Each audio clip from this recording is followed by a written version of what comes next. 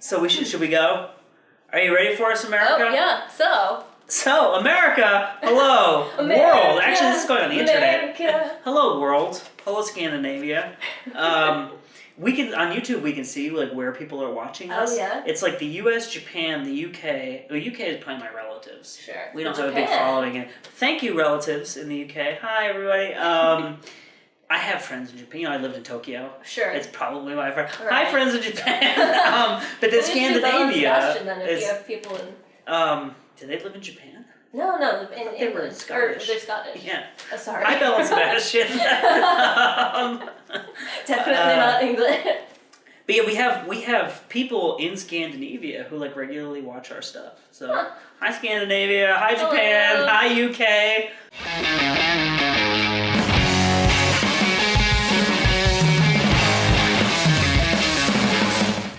It's Will. Welcome to another edition of Vinyl Appreciation Society House Calls. We are here yet again with Amber. Thank you for having us in a lovely place. And we have something very exciting to talk about today. Why don't you begin? This is my favorite album. Is it really? I didn't know that. Oh, that's exciting. It's got a lot of sentimental value, but okay. It came out at that sweet spot like 18, 19, where okay. Again, making me feel really old. Yeah, for context, this came out in 2007. This is Bright Eyes' album Cassadaga. It is their second to last album, at least for now. I think they've broken up. Are they broken up? Yeah. Well, so from what I understood, the one they put out in like 2010, 2012, when did that come out? 2010, I think. It wasn't really the same band, was it? It was like basically Connor Oberst doing another Bright Eyes album? They have three main guys. Okay.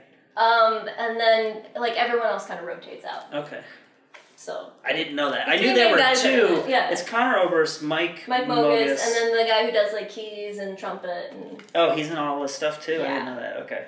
The Bright Eyes albums that I know really well are Fevers and Mirrors. Totally. Lifted, which came out when I was like, I think a freshman in college. That's like the indie darling album. Come on. I mean, and then I'm Wide Awake It's Morning, which I fucking love. That's such a good album. You know, everyone's favorite album is I'm Wide Awake It's Morning or Lifted. I liked it, but I didn't get it. People are like, oh my god, Lua has just like changed my life. And I'm like, it's a song about getting drunk and going to parties in New York. Is that the one where he's talking about I couldn't leave the village, so I didn't meet you in Brooklyn? It's that album. Yeah, okay, but yeah. And then Digital Ashes, didn't that come out the same day? They're the same. They're not the same. I've actually never heard that album, believe it or not. It's good. I like it. It's very different from I'm Wide Awake It's Morning, but... So did you hear this first, or did you... I did, yeah. My friends in high school were definitely like the indie, like pre-hipster kids, and I learned about Bright Eyes through them, but... So were you in high school when this came out, or college? I was a senior in high school when this came out in April. So it was like, damn, I just turned old. 18. But yeah, this album, it's funny because initially when I heard this, I was like, oh, this is shit, I hate this.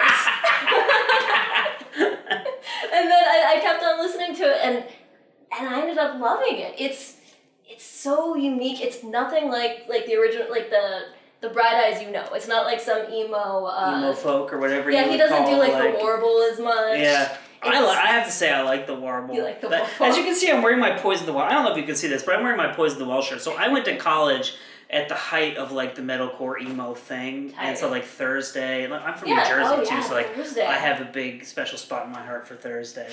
And like Taking Back Sunday and shit. I didn't listen to them as much, but like, remember Finch?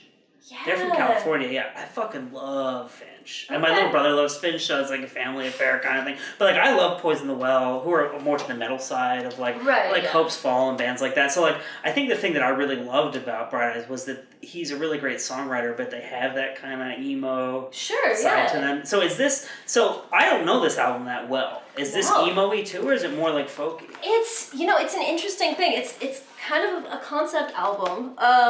Is that why there's this? So if you don't know about the artwork of this album, can you explain this? The artwork for this album won a Grammy, which is amazing. The music apparently didn't, but that's beyond the point. The Grammys were like, you suck hard. Fuck Bright Eyes, but your album art's cool. Midget. Isn't he really short? He is really short. He's my height. How tall are you? I don't know. Have you seen him before?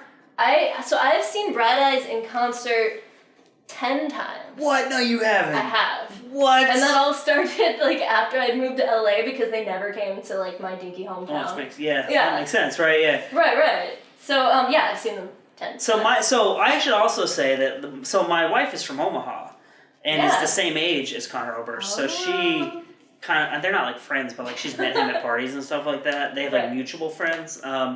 I should ask her if he's like a tiny little man who stands in the corner drinking. He's shorter, yeah. Have you met him? Like, have you got an autograph? I've not met him. Okay.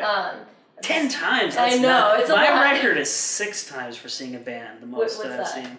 It's 2. It's Against Me. Okay. And Modern Life is War. Huh. I know, like, I have friends in bands. I've seen those bands, like, times, totally. But, like, in terms of, like, anyway, tell us about this visualizer thing. So, backstory on this. Cassadaga is a clairvoyance colony in Florida. Okay. If you... it's like a thing now? Like, it's still going on? Oh, it's still going on. You can visit it. It's like 40 minutes south of Orlando. Oh, okay. So, like, you go to, like, Disney World and you can take a little trip over. Have a pop down to Cassadaga. Yeah, do, like, some seances and whatnot. So, because it's kind of got, like, a mystical vibe, there are all of these hidden images on the album cover. So did he go there? He did, yeah. I think there's a picture of him somewhere with, like, really long, like, longer than my hair. I remember when his hair was really long, This is that time. But, yeah, there's a bunch of, like, hidden, like, I think that might be in Russian. We should ask Mike what the does camera it say? what that means. I can't see from here. Oh, come on. I can't see from here. There's, like, Mike, what do you like more, this album cover or Led Zeppelin 3? That album cover. So, yeah, you can see all of these hidden images. What is it? Do you know what this effect is called? Is it like a magic eye kind of thing? I don't know. It's like one of those things that like we had when we were kids. Did you get this in high school? Is this like an original? No, I got this like, I think this might be, oh geez. Should we bust it out? Yeah, let's bust it out. Here. That might be the first purchase I made at Amoeba when I moved here. Oh, wow, really? 10 years ago, yeah. Yeah, that's cool. Is this a sticker? It is. It came on like the original wrapping. Uh-huh. So I like peeled it off the wrapping and put yeah. it there. Because if you look at the CD, it's like right there in the middle. What was I gonna say here? Yeah, Can I pass that to you? Too. So. Oh yeah. So random side note. It's a double album. Tom Petty has a song called Cassadaga as well. Oh, he's from Florida, right? Is Tom Petty from Florida? Florida? He's from Florida. Oh, that makes sense. Yeah. But it's also about like mysticism. Oh wow, look at that. This opens up all kinds of ways. Hell yeah. So when did you start collecting records? Were you in high school or was it like? I started collecting records probably midway through high school. I got one of those like briefcase record players. Suitcase one? Yeah, the suitcase record. And I think I mentioned on a previous episode, I'm from a really small town and there are no record stores where I'm from. So my first couple of records were off of eBay actually. Yeah, so I was gonna say you're like of the era of the internet, right? Yeah, like totally. when I was in, I don't think Amazon was like a source of music or eBay or any of those places until I was like maybe 18 or 19. So whenever I wanted to buy something in high school, I had to go to the record store and find it. Yeah. Yeah. Which and you know, out of luck when I think I've said before, I went to high school in Middlebury, Vermont, which is a town of like 5,000 people. And they had a record store? And so there was a bookstore that had some CDs. Oh, okay. And there was then like a secondhand bookstore that had like tapes and CDs. Mm-hmm. And then there was a stereo equipment store that sold some CDs, but none of them were actual music stores. Okay. And their selection was mostly crap, and it was really expensive. It was like $18 for a CD. Oh, dang. So sometimes, like, I think I was a senior in high school. I was in a junior or senior high school when Kid A came out, the Radiohead album. Oh, geez. So, like, they had that at the... What? Were you like 9 or something? No, I was definitely not thinking that. But they had, like, that would be an album that you could go and get. But, like, for instance, when White Pony came out, the Deftones album, I had 3 friends who all wanted to get it too. Mm-hmm. The 4 of us had to drive to Burlington, Vermont, which is like 50 minutes away, so that we could all get it. Because they'd only have like one in Middlebury. Yeah. So if we all wanted it, we had to go to Burlington. Oh, wow. Yeah. So, or like my brother and I have a lot of similar tastes in music, so we both wanted a record. We'd have to go to Burlington to get it. Yeah, it's ridiculous. Jeez. So you bought this at Amoeba? So yeah, I bought this at Amoeba. PSA, if you live in LA and you haven't gone to Amoeba, what's wrong with you? I know, it's like one of the first places I went when I moved here. Yeah, exactly. Yeah. You have old CDs you don't need anymore? Sell them to Amoeba. Get a Or buy CDs for like $2. Or CDs yeah, are totally. so cheap there. Yeah, exactly. Because no one wants them anymore. Well, unless you have a CD player in your car. But there's going to be, at some point there's a cassette revival now. So I bet in like 15 years someone's going to be dredging up CDs again. Who can even play cassettes? I used to in my old Beetle. I mean, I have a boombox that has a cassette player. Do you really? Yeah. I do. And I look at it and I'm like, that's a nice new stereo. It's probably like 15 years old. So, this album, there's a song on this album, funny story, that is about his breakup with Winona Ryder. Did you know he they didn't date her? Yeah, they did. How can anyone tell them apart? They look so similar. Oh my god! Was he dating her when she was stealing? I don't know. Do you remember that whole controversy I think where that was after that. Okay. I feel like that was earlier. But yeah, they dated and then they broke up. He took it the way that Conor Oberst would take it. A little to heart. Wow. So that's but she's got to be like 10 years older than that. Oh yeah, totally.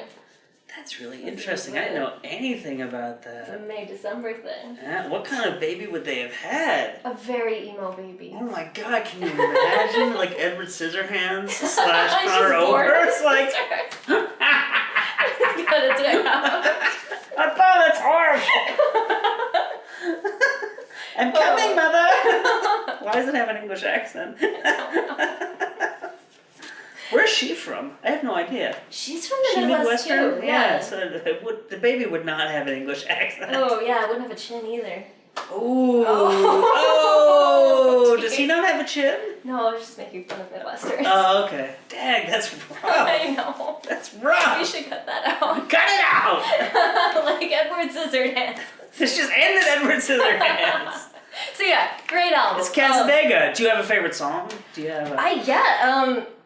When the Brakeman Comes My Way, it's a great one. When the last song, Lime Tree, is if you ever wanted to hear a song that kind of puts into music what it feels like to kind of like detach from reality, like if you're having a panic attack or just like being really overwhelmed. This song, like it's layered with. That's what I really love about this album. The music just layers. That's something I don't feel like they did in previous albums. They just they have strings, they have all of the different harmonies, and you just feel all the layers come in and be kind of dissonant, and it's really crazy.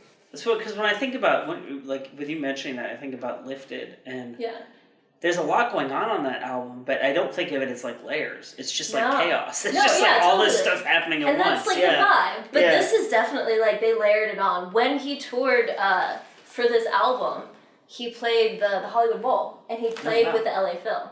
Oh, really? It was so cool. Did you go? Yeah. I didn't get to go. You didn't go? No. Oh, have you seen like footage of it? Or, Totally. And you look at it with envy and you're like...